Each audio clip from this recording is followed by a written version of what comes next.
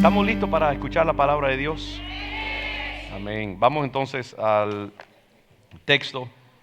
Me acaban de mandar 2 fotos de nuestra nieta Daniela, así que la voy a ignorar. Mire cuánto yo les amo, que ni siquiera las voy a ver. Las veré cuando lleguemos allá a la casa. Así que mire qué dedicación, qué sacerdote tienen ustedes. Ah, ay, ay, ay. ¿Cómo? Porque cuando abrí el iPad aquí, ahí estaban tentándome, pero no. En nombre del Señor la pospondré el placer más adelante. Amén. Bueno, vamos a la palabra del Señor y yo quiero hablar acerca de un tema navideño, en realidad, pero que tiene un giro un poquito diferente a lo típico de estos temas navideños.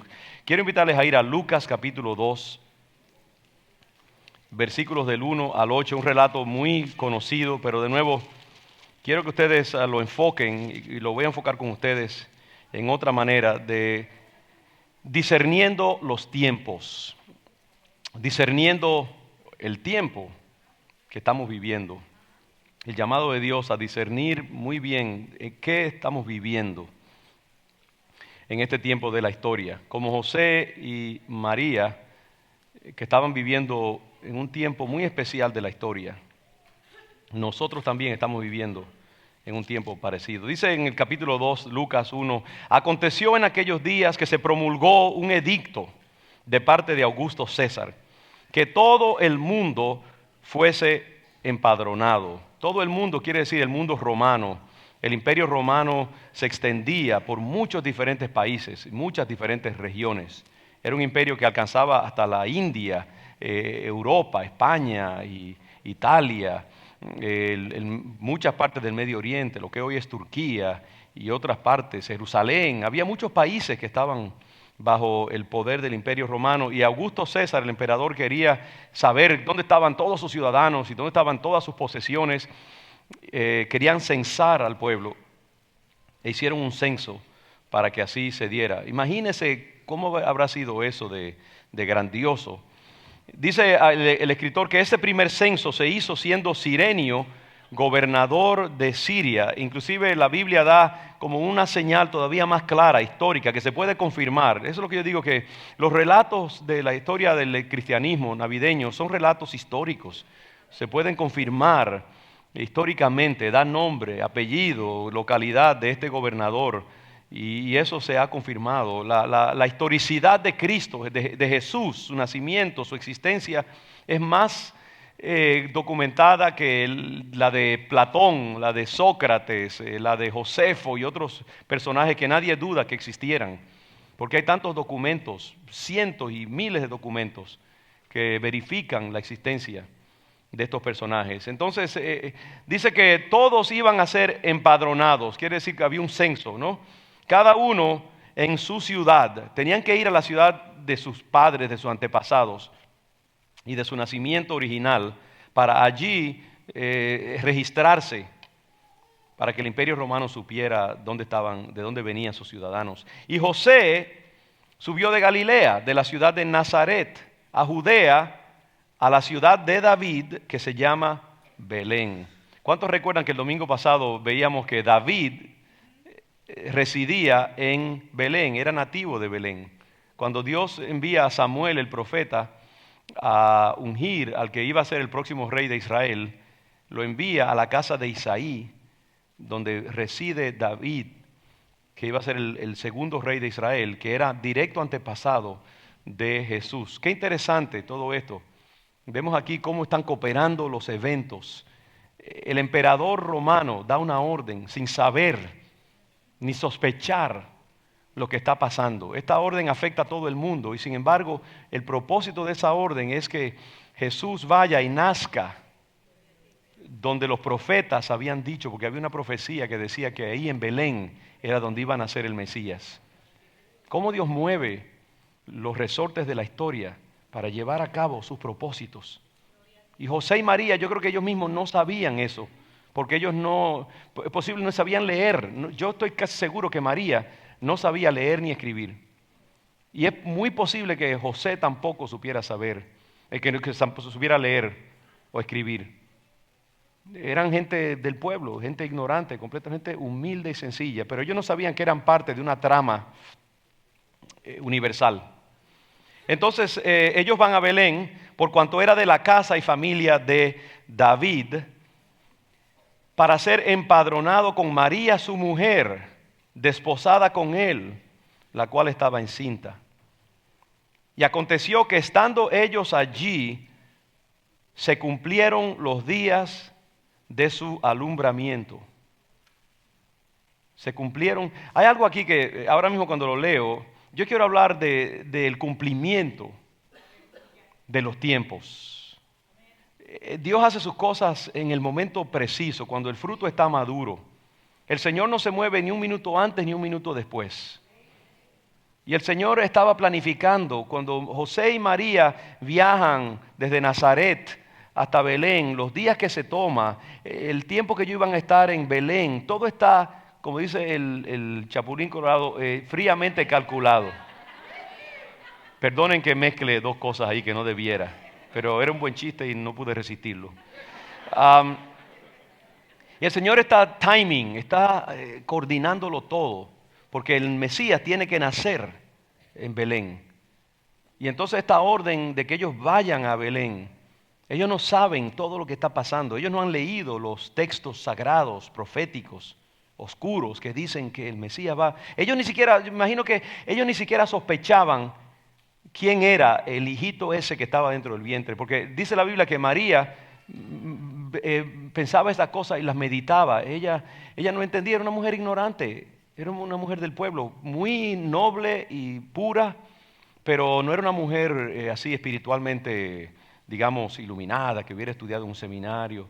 Ella era simplemente una vasija, un recipiente para el Hijo de Dios. Entonces ellos no saben nada de eso. Ellos no saben el drama inmenso que se está desarrollando alrededor de ellos. Y aconteció que estando ellos allí se cumplieron los días de su alumbramiento y dio a luz a su hijo primogénito y lo envolvió en pañales.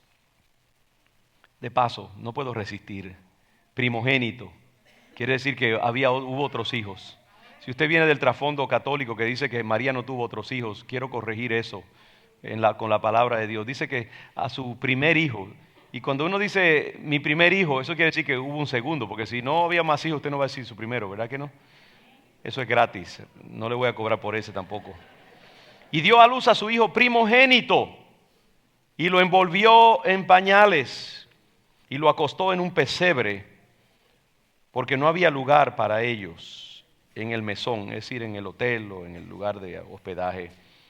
Vamos a otro pasaje que se encuentra en Gálatas, porque quiero empalmar eso. Gálatas 4, versículos 2 y 4.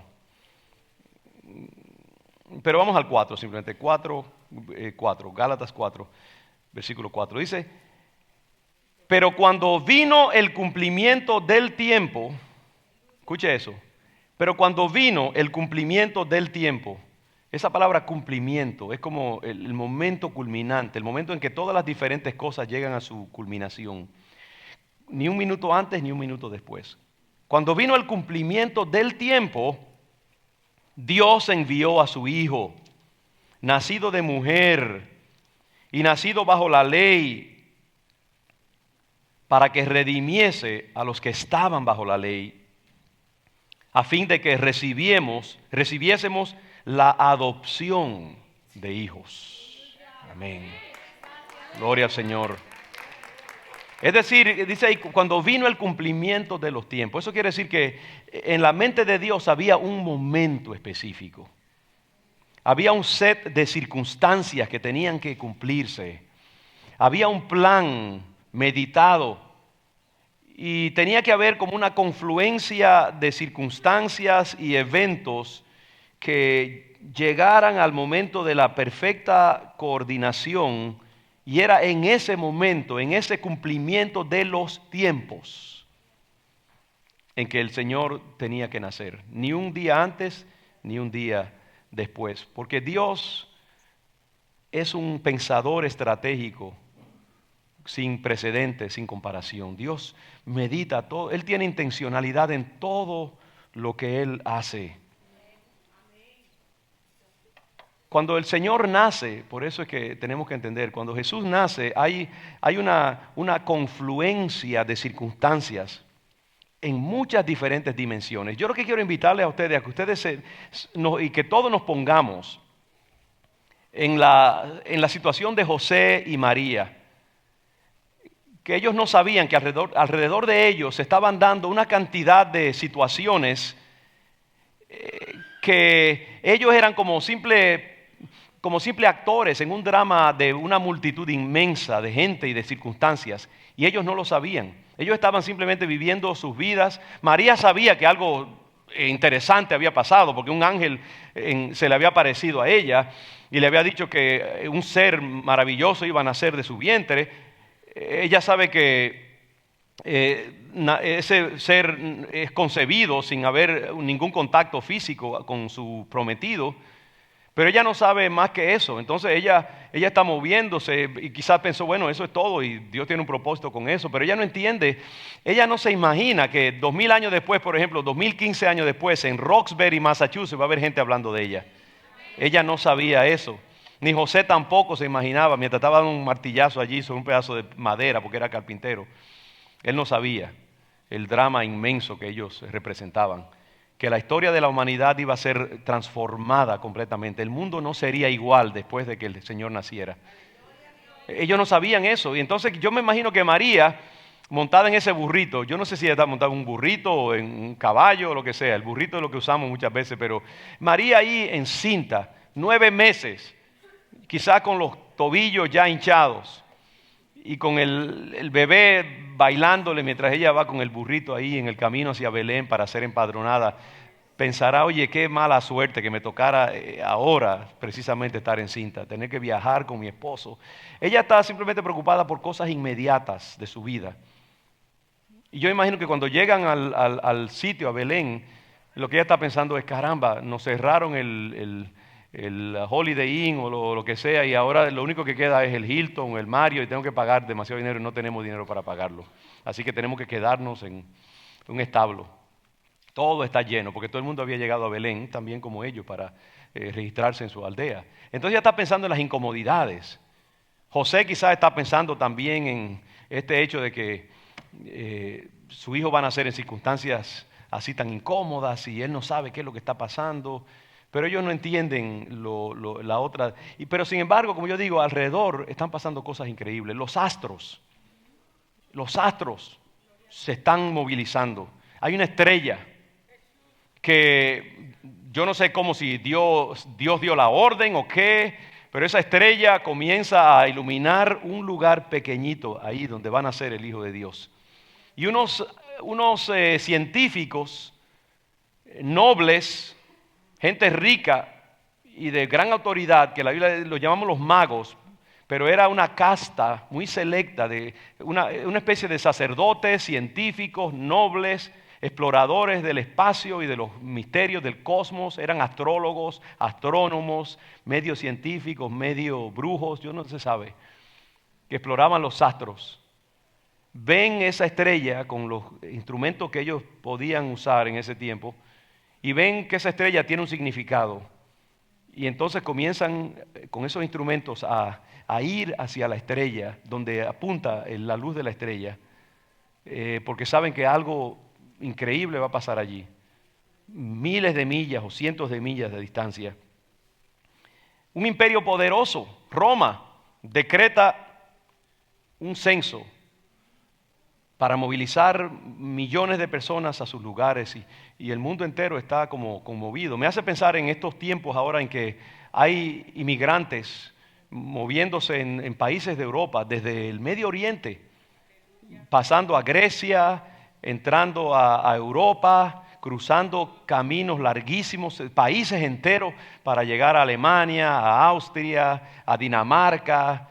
Y hay ahora mismo millones de personas y cientos de miles de personas en diferentes partes del mundo con una inquietud de movimiento como hormigas que están yendo hacia un lugar, como animales que están moviéndose hacia algo que ellos no entienden.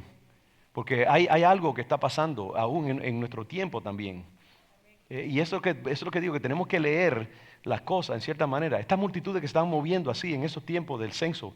Pero algo está pasando en el mundo. Roma ocupa muchas partes del mundo y con su cultura, su lenguaje, su gobierno, sus leyes, sus carreteras, unifica muchas partes del mundo.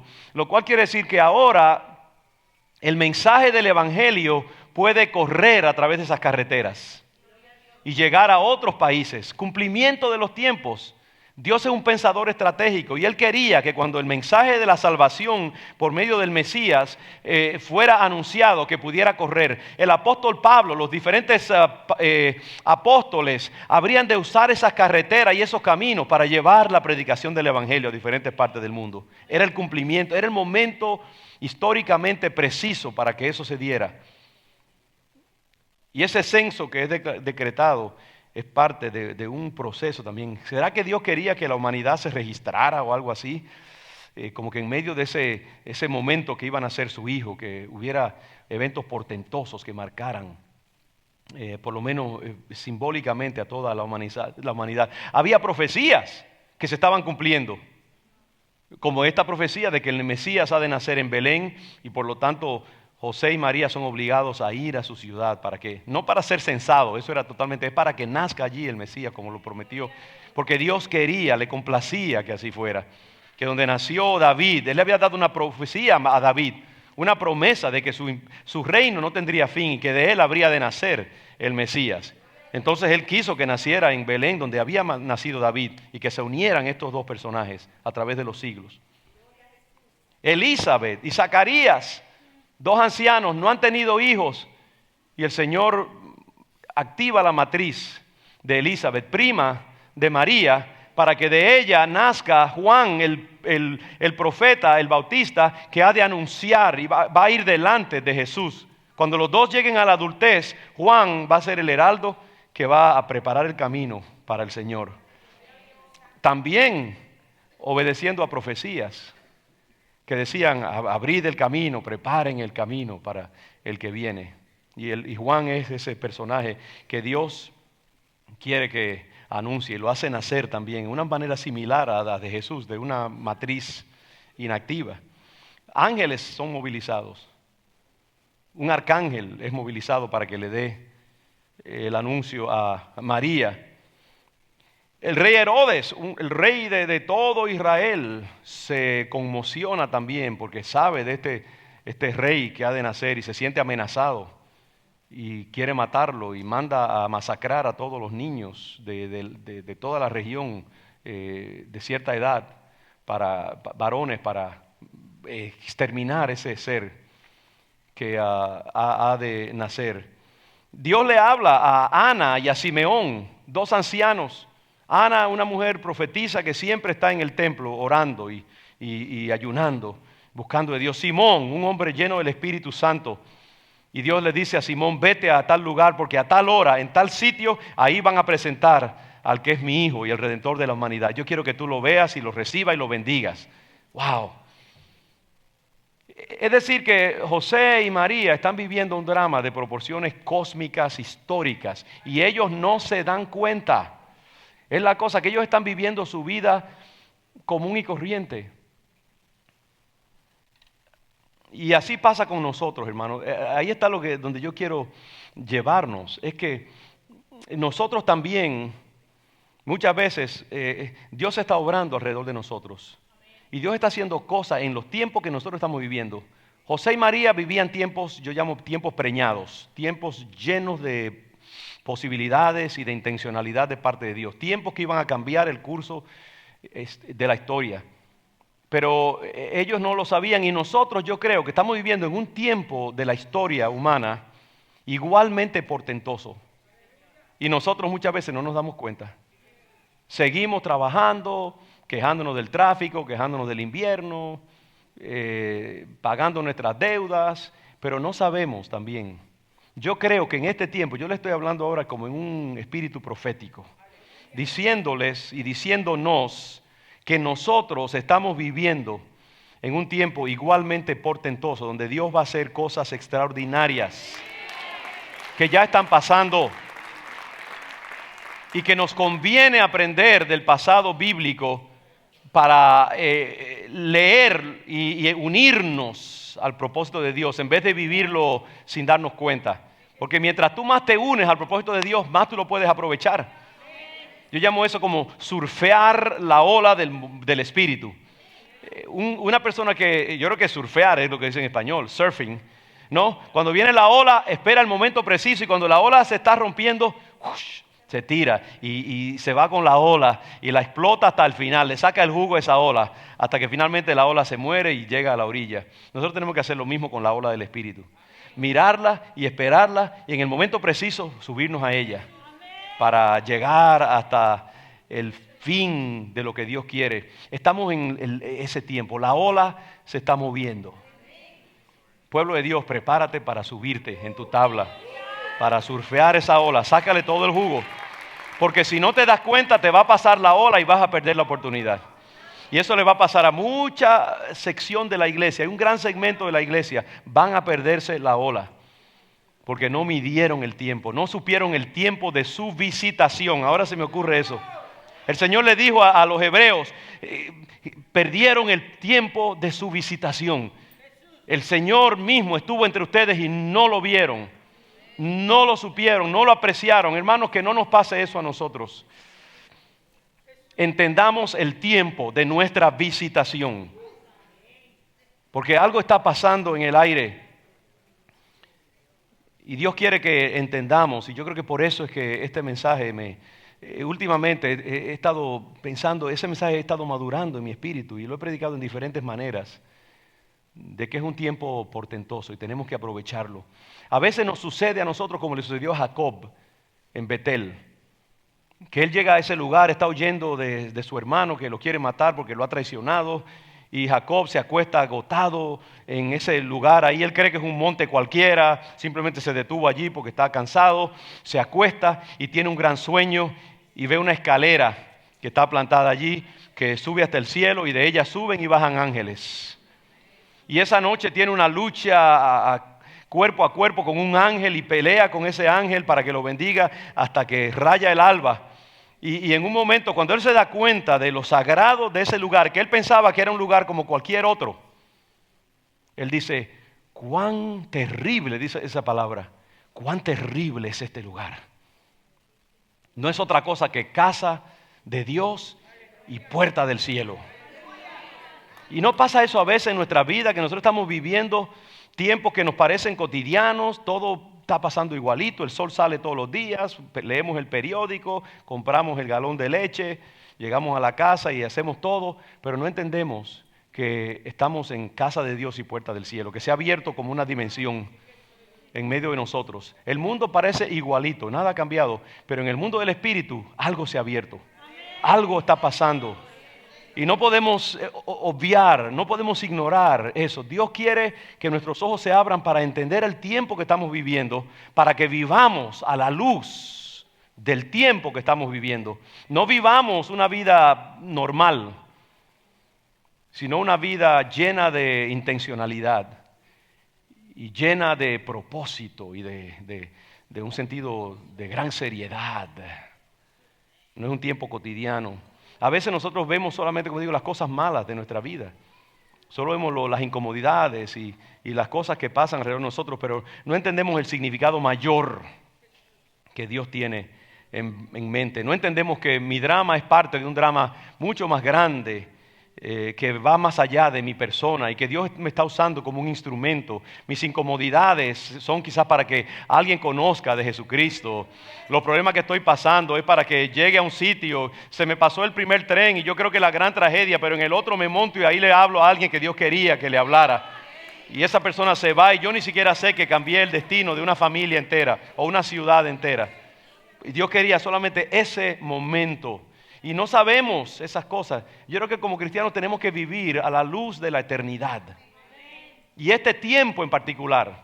Nosotros somos una generación única, escogida por Dios. Y tenemos que vivir como esa generación escogida. No miremos nuestra existencia simplemente en términos cotidianos. Es importante pedirle a Dios sabiduría, discernimiento, para entender el contexto en que estamos viviendo y los propósitos de Dios para nuestras vidas. Yo le pido al Señor, Señor, danos sabiduría para discernir el tiempo, discernir los momentos, este tiempo de la historia. Danos ojos para ver, oídos para oír, espíritu para entender. Ustedes han oído hablar de los hijos de Isaacar. Los hijos de Isaacar. Dice la Biblia que cuando David estaba huyendo de Saúl y finalmente Saúl muere y vienen una cantidad de hombres guerreros a visitarlo y a coronarlo rey. Vienen a Hebrón, donde él estaba allí refugiado, huyendo de Saúl. Vienen a Hebrón a coronarlo rey, a reconocerlo, y vienen estos soldados, vienen estos guerreros. Y el libro de Crónicas, primero de Crónicas, los menciona, diferentes grupos que vinieron a recibir y a darle la bienvenida al nuevo rey, a coronarlo y reconocerlo como rey. Entre ellos dice que vinieron estos, dice de los hijos de Isaacar. Isaacar era un hombre, imagino un patriarca del tiempo. De los hijos de Isaacar vinieron 200 principales. Dice, entendidos en los tiempos y que sabían lo que Israel debía hacer, cuyo dicho seguían todos sus hermanos. Estos eran hombres pensadores, estratégicos, maduros en el espíritu. Hombres que leían las circunstancias, leían las noticias, leían los eventos y tenían una sabiduría especial y podían discernir el significado último de lo que estaban viviendo. Y eran tan doctos en su entendimiento de los tiempos que les permitía saber lo que Israel tenía que hacer. Quizás ellos fueron los que le dijeron a los demás, hey, este es el hombre que Dios ha escogido, vamos a ungirlo, vamos a recibirlo como rey. Ellos sabían lo que Israel tenía que hacer y tenían credibilidad. Yo me pregunto si eso no debería ser una buena descripción de la iglesia de Jesucristo en nuestro tiempo. Hábil para discernir los tiempos, saben lo que tienen que hacer en la historia y tienen credibilidad ante el pueblo y ante las naciones. Pidámosle al Señor que nos dé capacidad profética. Yo creo que en esta nación, por ejemplo, ahora mismo, de elecciones, se necesita gente que pueda discernir el tiempo para no escoger a cualquier mamarracho por allí que se ofrezca. Escoger a alguien que tenga peso, que sea temeroso de Dios, que tenga sabiduría, que tenga complejidad para ver lo serio que es el tiempo que estamos viviendo. No podemos poner a cualquier persona allí. Pidámosle al Señor sabiduría para escoger. No nos dejemos engatusar ni manipular, porque son tiempos importantes.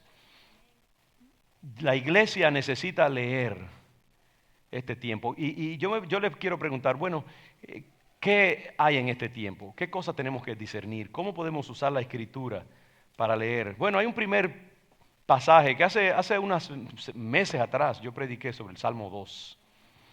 Y lo puede buscar allí, porque todo esto es como que Dios está ensamblando cosas que ahora se están ubicando en su lugar, en mi espíritu. El Salmo 2 dice, ¿por qué se amotinan las gentes y los pueblos piensan cosas vanas? Se levantarán los reyes de la tierra y príncipes consultarán unidos contra Jehová y contra su ungido, es decir, contra Jesucristo. Este es un salmo mesiánico, escrito cientos de años antes de Jesús y miles de años antes del tiempo que nosotros estamos viviendo. Consultarán unidos, se confabularán contra Jehová, el Creador, y su Hijo, Jesucristo, diciendo, rompamos sus ligaduras, echemos de nosotros sus cuerdas. ¿Qué está diciendo? Está hablando de un tiempo que yo creo que se cumple en este tiempo, en que la humanidad ha llegado a un punto de madurez, en que las naciones y las culturas se juntan, se unen. El Internet hoy une las naciones, une a la humanidad. La tecnología, dicen los expertos que ha creado ha hecho del mundo una aldea electrónica, virtual, donde el tiempo y la distancia no importa prácticamente. Estamos unidos. Y hoy en día las naciones y las culturas están confabuladas para destruir la síntesis judeo-cristiana que ha regido el mundo moderno durante siglos y que ha permitido precisamente el avance de todos estos aspectos científicos, porque el cristianismo ha sido, a pesar de que hoy en día las élites intelectuales dicen que el cristianismo es origen de todo lo oscuro, es una mentira. Occidente se ha desarrollado científica, intelectualmente, porque ha tenido la plataforma del cristianismo. No tengo tiempo para desempacar eso, pero eso no lo digo yo, lo dicen personajes y observadores mucho más sofisticados que yo. El cristianismo ha sido esa plataforma, pero hoy los logros que el cristianismo ha permitido se están usando para que las naciones rechacen la ética, la moralidad y la espiritualidad judeo-cristiana. Entonces los hombres se han unido como se unieron en Babel, en el relato de Génesis, ¿recuerdan? Cada vez que el hombre llega a cierto grado de desarrollo científico, como en Babel, como en nuestro tiempo, se cree la gran cosa. Y entonces quieren deshacerse y quieren igualarse a Dios. Y quieren rebelarse contra Dios. Y ven la sana paternidad de Dios como un yugo y una atadura. Y entonces quieren quitárselo de encima y quieren liberarse. Hoy en día la humanidad moderna dice, nosotros no queremos aceptar lo que dicen los cristianos y lo que dice la religión. Eso de que Dios creó al hombre, hombre y mujer, varón y hembra, eso es mentira. La sexualidad es fluida, es impredecible, es cualquier cosa, lo que tú quieras hacer está bien. Estamos tirando a bordo la relación entre los géneros, la sexualidad humana, el aborto, lo sagrado de la vida humana. Estamos tirando a bordo la revelación divina, el diseño de Dios para la creación, el temor a Dios. Porque el hombre se cree que puede prescindir de todas esas cosas, puede echar el yugo divino de sus hombros y simplemente asumir el manto de la libertad y de la autonomía y de la independencia. Y eso es lo que quiere la humanidad moderna, el hombre moderno en Occidente. Y dicen, rompamos sus ligaduras, echemos de nosotros sus cuerdas. Pero ¿qué dice aquí? Dice que el que mora en los cielos se reirá. El Señor se burlará de ellos. Luego hablará a ellos en su furor y los turbará con su ira. Dice él, pero yo he puesto mi rey sobre Sión, mi santo monte. Yo publicaré el decreto. Jehová me ha dicho, mi hijo eres tú. Yo te engendré hoy. Pídeme y te daré por herencia las naciones y como posesión tuya los confines de la tierra. ¿A quién se está refiriendo allí? A Jesucristo. Le dio la vara de autoridad al Señor Jesús. Y aunque las naciones se rebelen, tendrán que humillarse ante la alteza de Cristo Jesús.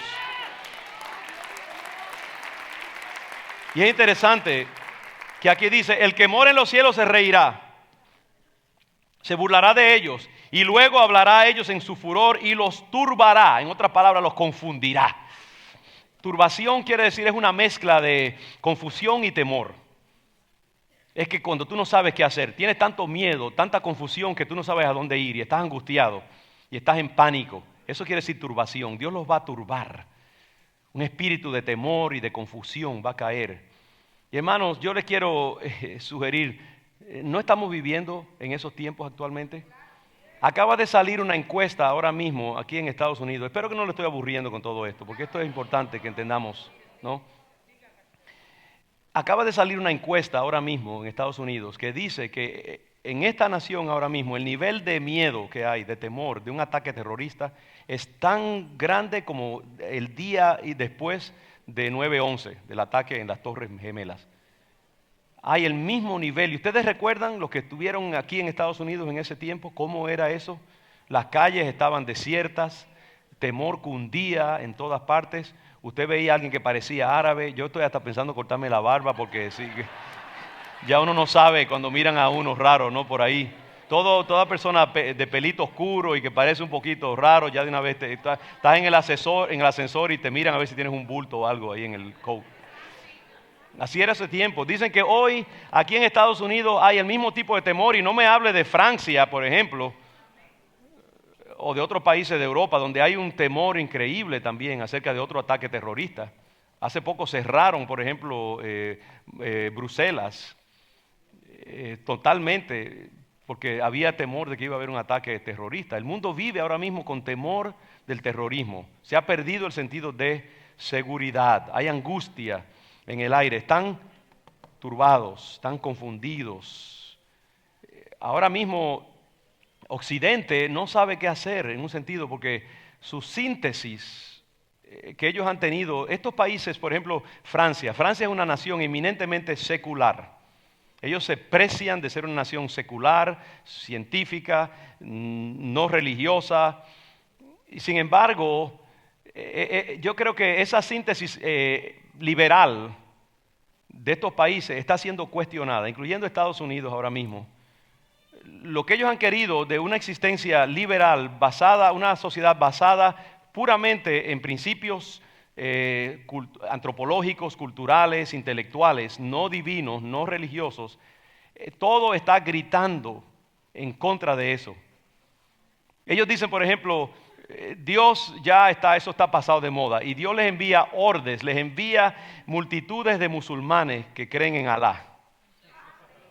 Y los pone con sus batas ahí negras y a las mujeres con sus máscaras y todo eso para que se paseen por sus calles recordándole que el temor de Dios todavía no ha desaparecido del mundo. Aunque esté mal dirigido, aunque esté equivocado, pero esa gente cree en Dios. El Dios de ellos, pero creen en un Dios. Porque Dios quiere estrujarle en la cara a la humanidad que el temor a Dios es algo que no desaparece del alma humana. El hombre necesita creer en algo. Y si no van a creer en el Dios verdadero, les va a meter el Dios falso para que les haga la vida imposible. Entonces, hoy en día el mundo está rechazando la síntesis. Mire Estados Unidos, por ejemplo. Perdónenme los que son fanáticos de Trump. Permítame un momentito aquí. Pero déjeme decirle algo, que Trump es una trompada en la boca del secularismo y del liberalismo norteamericano. Porque los observadores liberales, cuando yo leo el New York Times, leo el Atlantic y veo esto, que ellos están analizando, porque hace meses atrás ellos están esperando el desplome de este hombre cada día, y sin embargo, en vez de desplomarse, se pone más fuerte y crece más. Y ellos tratan de explicarlo en otros términos. Pero para mí es tan obvio la verdadera explicación, que yo creo que tiene que ser que ellos están voluntariamente ignorando el porqué a tanta gente en esta nación, que no son solamente los conservadores rajatablas, rabiosos, hay muchos también de otros grupos demócratas que están también yéndose con él porque tienen miedo. Que no ven estos observadores que la razón es porque la ética y la síntesis liberal representada por el Partido Demócrata y por el presidente Obama, y no estoy hablando aquí a favor de los republicanos, porque también hoy en día yo estoy decepcionado con ellos en manera muy fuerte, pero por un momento déjeme decirle que es un rechazo, es un repudio a la ética y a lo que el presidente Obama representa de una nación secular que rechaza el cristianismo y que se va solamente detrás de una justicia basada en asuntos seculares y no en el temor y el amor a Dios y el temor de la palabra de Dios y los fundamentos espirituales sobre los cuales fue fundada esta nación. Entonces, mire, cualquiera que quiera justicia sobre principios que no sean principios bíblicos, no se vista que no va. No habrá justicia, no habrá paz, no habrá prosperidad, porque si Jehová no edifica la casa, en vano trabajan los que la edifican. Entonces, desgraciadamente, esta nación está turbada porque no pueden aceptar la doctrina liberal y tampoco en un sentido la conservadora, y se agarran de este clavo caliente que les promete seguridad y grandeza, que make America great again, porque tienen miedo. Y ven que sus líderes actuales les están mintiendo y les están simplificando la verdadera razón de las cosas y cómo deben obrar ante la amenaza islámica, por ejemplo, y el terrorismo. Y por otra parte están desesperados porque sus líderes conservadores también han jugado el mismo jueguito y les han mentido. Y después que los eligen, se olvidan de las promesas que les hicieron. Entonces están hartos. Y lo que quiere es dar una bofetada a alguien, allí morder a alguien y mostrar su ira agarrándose de alguien que moleste, como este hombre. Pero no vemos eso. ¿Por qué? Porque el Señor los está turbando, los está confundiendo, se está riendo de ellos. Los ve mordiéndose los nudillos y no saben para dónde ir y se ríe. Pero también dice que los turbará con su ira. Viene el castigo también. Y entonces uno ve, mire, ahora mismo en Europa, los gobiernos de derecha están subiendo por donde quiera, los partidos de derecha. En Francia ahora mismo acaba de tener una gran victoria electoral, Marie Le Pen se llama ella, que es una derechista muy fuerte, muy clara, y se sorprendieron de que ganó una cantidad de sectores de Francia, de derecha, repudiando los partidos liberales, porque tienen miedo de los musulmanes. En Polonia, una nación que ha progresado muchísimo bajo los beneficios de la Unión Europea, también se está yendo a la derecha. Latvia, la primer ministro de Latvia acaba de renunciar hace poco. Subió bajo fundamentos o sobre fundamentos liberales, fracasó, renunció porque estaba trancada. Dinamarca, países del norte que son tremendamente liberales, la derecha está creciendo porque la gente está cansada. Venezuela acaba de repudiar la doctrina de izquierda porque fracasaron también. Porque, es decir, hermanos, donde el hombre está en un punto de total, tiene todos los caminos cerrados. Donde quiera que va, se tropieza con una pared. Quiere rechazar a Dios, pero donde quiera hay bancarrota y confusión. Islam está confundido y fracasado también.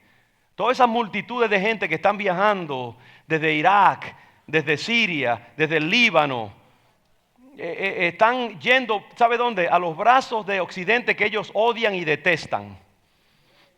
Huyendo. Y yo creo que si yo fuera un gobernante islámico, yo estaría lleno de vergüenza. ¿Por qué nuestra gente está listos a morir en barcas, como mueren en cientos, para irse a Occidente, que ellos mismos denuncian como una región secular, anti Dios, perversa, pero se están yendo para allá? Porque el mundo islámico le ha fallado a su gente y lo que hay allí es sectarismo, explotación del pueblo, odio étnico. Los sunis no quieren saber de los shías no quieren saber de los kurdos. Y cada secta es un mundo en sí que odia a todos los que no son como ellos. El mundo islámico ahora mismo es odio para todo lo que no se parezca a ti, aún dentro de tu propio mundo islámico.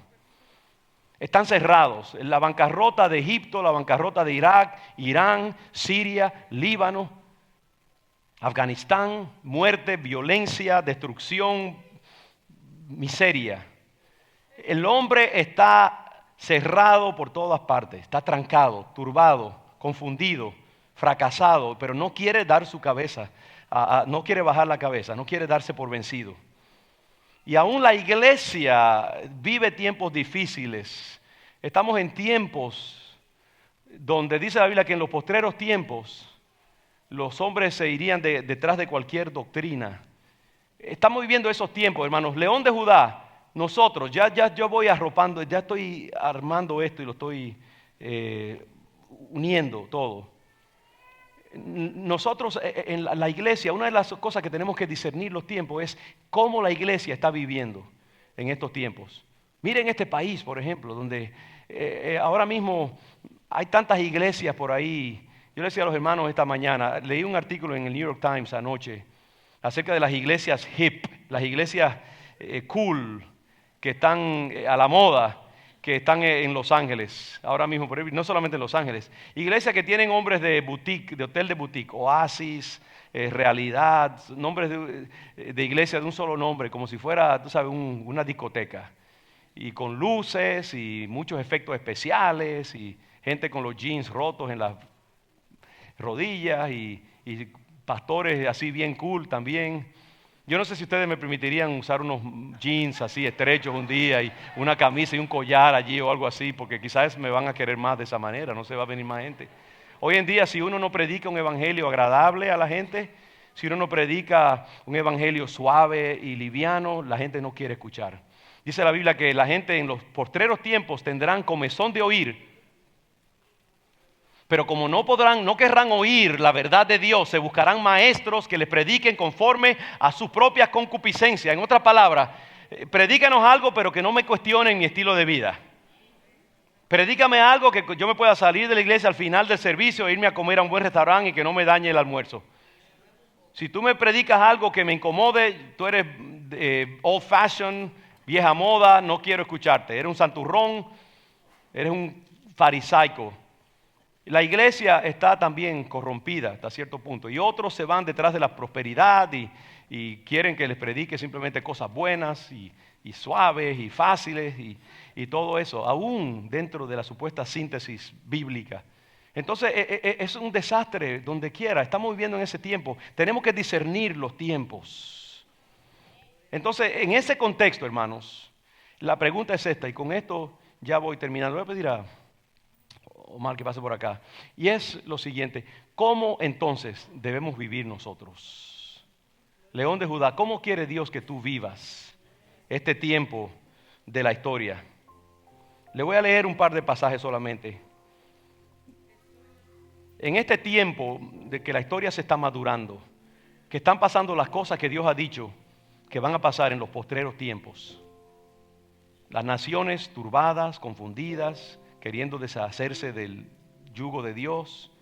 La iglesia en la apostasía, obedeciendo a doctrinas de demonios, como dice la palabra, doctrinas de hombres.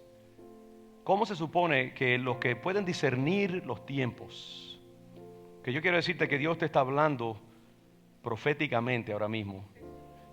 Dios te está diciendo, mira, yo quiero que tú vivas de cierta manera, porque tú estás como José y María, montado en tu burrito, yendo a la bodega a comprar la comida de la semana, pero alrededor de ti están pasando muchas cosas que tú no sabes, tú no te das cuenta de ello. Pero el mundo se está alineando, los astros se están alineando, los eventos de la historia se están alineando, las culturas se están alineando, la gente está emigrando como aves, yendo a un lugar que no entienden. La humanidad se está relocalizando y tú no vivas como si nada estuviera pasando. No vivas como si tú estás viviendo un tiempo común y corriente. No vivas buscando tus apetitos. No vivas poniendo tus prioridades donde no debes ponerlas. No vivas dedicando tu tiempo a divertirte y a almacenar dinero y propiedades y diversiones como si tú fueras a vivir para siempre. Si este mundo fuera a durar para siempre, este mundo se está preparando para cerrarse. Y Dios está preparándose para hacer algo extraordinario en la humanidad. Y tú tienes que vivir con ese sentido de sobrecogimiento, de seriedad, de terrible sentido de algo sublime, algo serio. Tienes que vivir cada día con un sentido de propósito. Tienes que vivir como si este fuera el último día. Tienes que poner tus prioridades donde tienen que ir. No te preocupes por estar almacenando zapatos y ropa y dinero y pensando en pajaritos en el aire. Piensa en lo que cuenta, que tu vida valga para algo, que Dios te pueda usar para sus propósitos, que tú puedas avanzar el reino de Dios, que tú puedas vivir como un ser profético, que no vivas dejándote manipular como son manipulados los hombres que viven solamente para el ahora y el aquí. Que tú dediques tu juventud a servir al Señor y que no ames el mundo ni las cosas del mundo y que no te dejes manipular por el enemigo de tu alma que quiere simplemente que desperdicies tu tiempo. Efesios capítulo 5, versículo 16, o dice versículo 15, vamos al 15, dice: mirad pues con diligencia cómo andéis.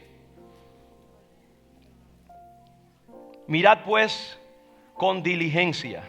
Así que tú tienes que estar mirando en este tiempo la historia y los eventos de tu vida, como los hijos de Isaacar, discerniendo los tiempos. Mirad con diligencia cómo andéis, no como necios, no como gente que va al matadero pensando que van a una fiesta, no como necios, sino como sabios, aprovechando bien el tiempo. Diga eso, aprovechando bien el tiempo. Aprovecha tu tiempo, aprovecha el tiempo. Vive este tiempo como lo que es. Aprovecha el tiempo, porque viene la noche cuando nadie puede trabajar, dice el Señor Jesucristo. Trabaja ahora mientras se puede. Porque los días son malos, los días son malos. Por tanto, no seáis insensatos, sino entendidos de cuál sea la voluntad del Señor. El apóstol Pablo da una alternativa de cómo ahí en ese mismo pasaje, no tenemos tiempo para, pero hablando de no se embriaguen con vino, sino más bien sean llenos del Espíritu. En vez de estar metido en la discoteca, métete en la iglesia de cabeza. En vez de estar escuchando cuentos de viejas, métete a escuchar sermones y buenas enseñanzas, lee buenos libros, prepara tu arco para que cuando tu flecha salga, llegue al blanco con fuerza. Llénate de la autoridad y la unción del Espíritu Santo. Sed llenos del Espíritu, hablando entre vosotros con salmos, himnos, cánticos espirituales, cantando y alabando al Señor en vuestros corazones. Vive la vida de la iglesia de Jesucristo, adora al Señor, llénate. Esa es nuestra diversión, ese es nuestro gozo. Como hicimos esta mañana, adorar al Señor, ser como ángeles, esa multitud, santo, santo, santo es el Señor, digno de alabanza. Démosle nuestra adoración al Señor, dando siempre gracias por todo al Dios y Padre en el nombre de nuestro Señor Jesucristo. La alternativa, la sagrada alternativa, vivir como un cordero llevado al matadero, es vivir como una generación que espera el día de su redención, que está viviendo con propósito la vida cristiana, la vida espiritual. En este tiempo de la historia tenemos que montarnos sobre la ola en el momento preciso y llevarla hasta su completa culminación. Colosenses 4, versículo 5, dice algo parecido.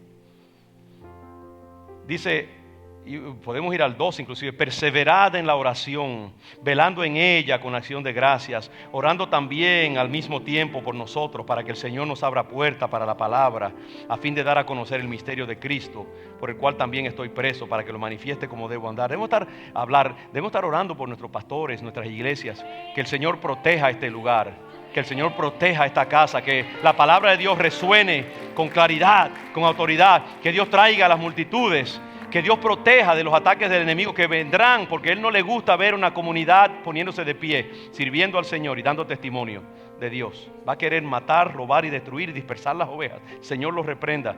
Tenemos que orar para que Dios cubra. Ora por tu iglesia, ora por tus pastores, ora por los programas de tu congregación, cúbrelos con oración. Pero mira aquí el versículo 5 dice: andando sabiamente para con los de afuera, redimiendo el tiempo. Redimiendo el tiempo. Sea vuestra palabra siempre con gracia, sazonada con sal, para que sepáis cómo debéis responder a cada uno. Señor, ayúdanos a que nuestra conversación, nuestra palabra, nuestros comentarios sean dignos de un pueblo que sabe lo importante del tiempo que está viviendo. Les dejo con el último, segunda de Pedro, capítulo 3. Hay otros, pero tiempo nos traiciona. Segunda de Pedro, capítulo 3. Todo ese pasaje es precisamente un pasaje que habla acerca de la realidad negativa y la alternativa positiva de cómo debe vivir el pueblo de Dios en los tiempos en que estamos viviendo.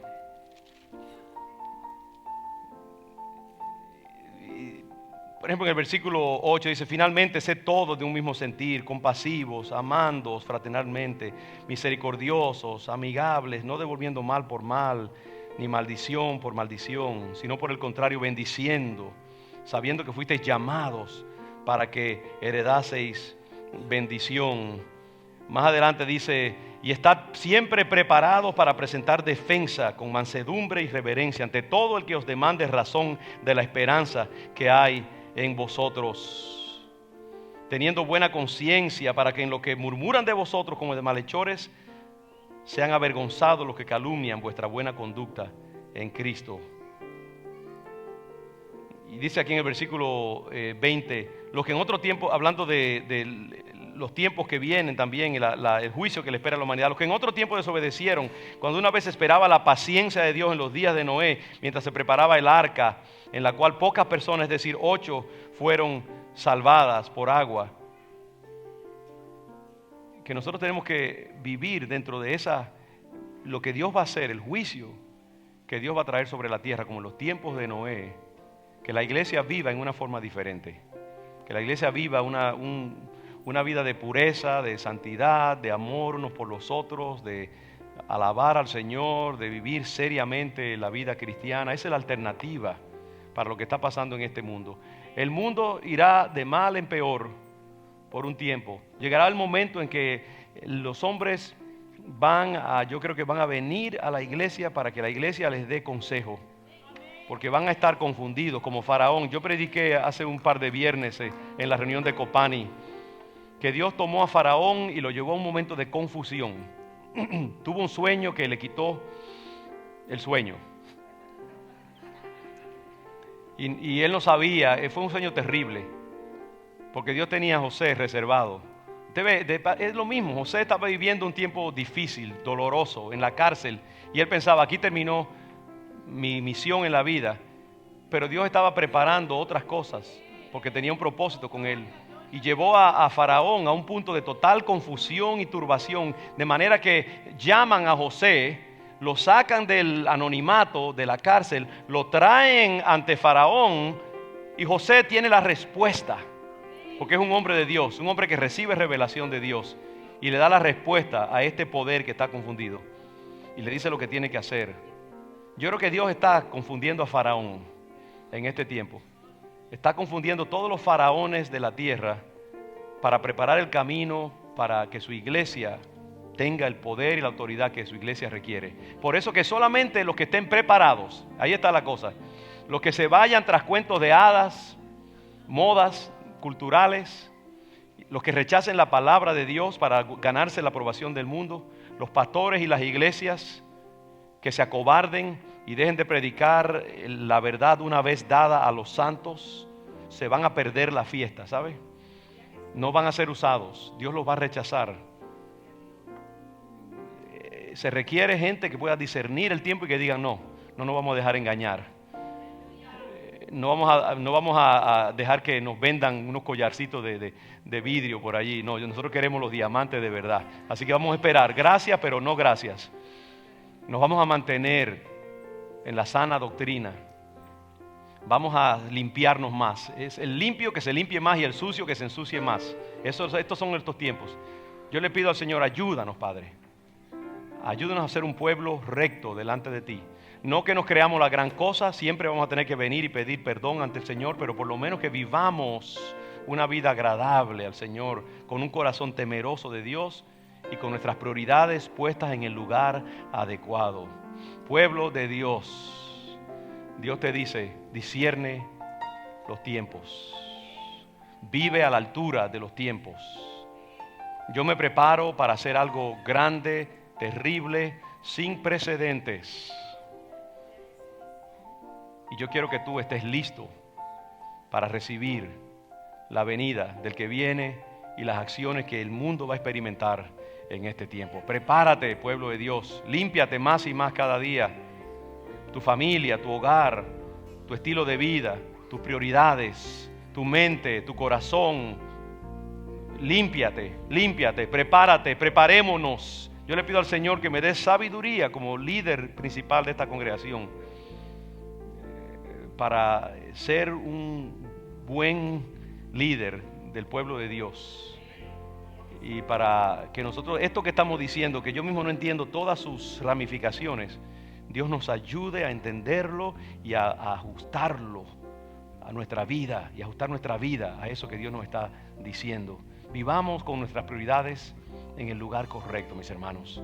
Santifiquémonos, limpiémonos, preparemos el camino para la venida del Señor. Pongámonos de pie y recibamos ese llamado ahí en nuestras vidas. Haz un compromiso conmigo esta tarde, conmigo como tu pastor y con Cristo como el cabeza de todo este proceso aquí. Como iglesia, como pueblo de Dios, vamos a renunciar a la comodidad, vamos a renunciar a la cotidianidad, vamos a renunciar a business as usual. Vamos a renunciar a lo casual y vamos a tirarnos a los pies de Cristo. Y Señor, enséñanos cómo vivir, enséñanos cómo agradarte, enséñanos el camino, Señor Jesús. Padre, que este mensaje haga su trabajo en nosotros, comenzando conmigo, que lo predico. Enséñanos cómo vivir delante de ti, Padre. Y yo desato en el nombre de Jesús, por medio de esta palabra, movimientos y cosas que veremos. Yo declaro que esta palabra no es palabra meramente de hombre, sino que viene de tu Espíritu, Padre. Y desatamos cosas en los aires en este momento también, Padre. En el nombre de... Hágase tu voluntad en el mundo, Padre. Hágase tu voluntad sobre la tierra. Y danos la fortaleza para ajustarnos a tu voluntad, Señor. Y sea el nombre de Cristo glorificado. Sea el Hijo entronado, puesto en alto siempre, Señor. Y que sean confundidos tus enemigos. Y que todo pensamiento altanero sea obligado a doblar sus rodillas delante de Cristo Jesús. Te adoramos y te bendecimos. Gracias, Padre, gracias. En el nombre de Jesús. Y el pueblo de Dios dice, amén. Dios les bendiga, mis hermanos. Amén.